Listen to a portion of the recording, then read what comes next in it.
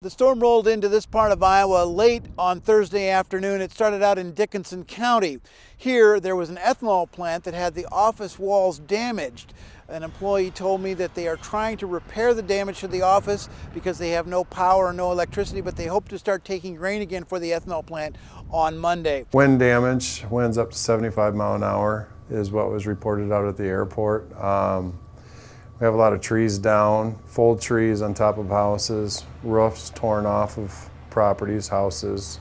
It totally destroyed a car wash on the east edge of town and took the roof off this bowling alley. Power went out and I went outside to look and it was blowing so hard I couldn't even see the road. And the storm continued on northeast of Estherville to the Herm farm here, where their wind gauge here clocked 100-mile-an-hour winds, which knocked over a big grove of trees, took out 7 bins, and also several machine sheds. Next thing we knew, this front came right in on us, and our grandson was going to go out and move his pickup, but he never got there because the tree fell right in front of the house as we were heading for the basement. And we got down, just barely got down the basement down there, maybe a minute or so, and it was over. If they go on the Emmett County Emergency Management webpage for Facebook, they'll see a link there that they can click on and they can do their own damage assessment.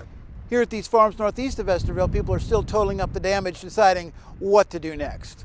Near Estherville, Roger Riley, Channel 13 News.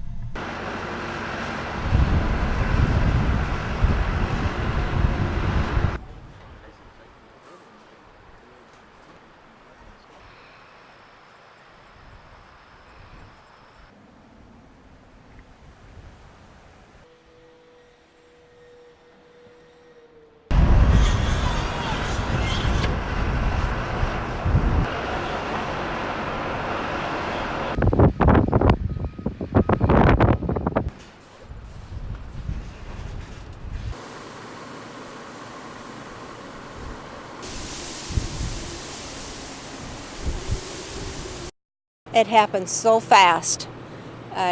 We didn't really have a lot of time to think. It was pretty scary, but our wind gauge, we had a wind gauge, and it clocked out at 5 something or other at 100 miles an hour.